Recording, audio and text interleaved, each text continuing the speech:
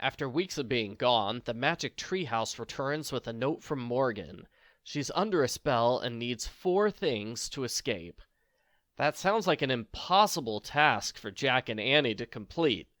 How can they find 4 things when they don't even know what those things are? Argofunk Book Review, Argofunk Book Review. More importantly, there's an adorable mouse. Annie names her Peanut and lets her come along on the adventure. Their only clue is a book about ninjas in Japan. Jack and Annie go there and they're quickly spotted by a pair of ninjas. Jack tries removing the rope ladder, but the ninjas manage to get into the tree house anyway. You really thought you could hide from ninjas that easily, Jack? The ninjas don't speak. When the kids explain the situation, the ninjas indicate the kids must follow them. They go a fairly long distance across a river, up a mountain, and through dark woods. There are people in the woods with torches. The ninjas take great pains to avoid them. Finally, they arrive in a cave where the ninja master waits. The conversation doesn't last long. They're interrupted. The ninja master says they must leave to avoid being captured by their enemies, the samurai. As for Jack and Annie, they have to go back to the treehouse alone. The ninja master advises them to use the way of the ninja. That is, they must use nature, be nature, and follow nature.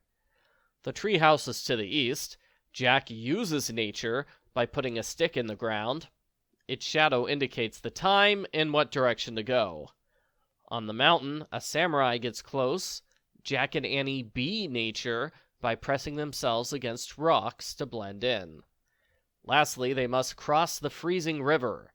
Peanut runs across on the top of a fallen tree. Jack thinks it's too small for them to use, but Annie says they can do it if they pretend to be mice. That's the last step. Follow nature. In the treehouse, Jack and Annie find Peanut and the Ninja Master. The Ninja Master gives them a moonstone, which is one of the 4 items they need. The kids don't think to ask him what the other 3 items are before they go back home. The end. Post-book follow-up. I'm going to go out on a limb here and say Peanut is probably Morgan Le Fay in disguise. At the start, the kids can't find the book, which takes them home. At the end, the Ninja Master explains the book was there the whole time. They just couldn't find it before they got the item for Morgan. The next book does the same thing. It adds a little bit of pressure to the situation when the kids can't go home before their quest is complete. The story was merely okay. I would have liked it better if the ninjas talked the whole time. As I said, the conversation with the Ninja Master was quite short. He doesn't say much beyond, "Hey, thanks for visiting me.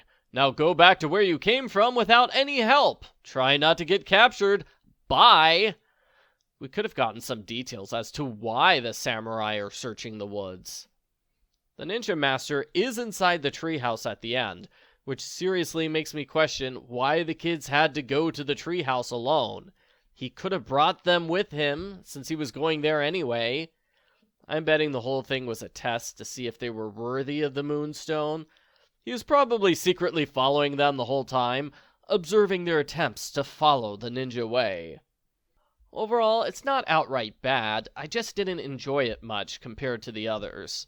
I think the book expects readers to already be quite excited about ninjas before reading. I could see a kid who's never heard of ninjas before be somewhat confused by this story. I give Magic Treehouse number 5, Night of the Ninjas, a 3 out of 5.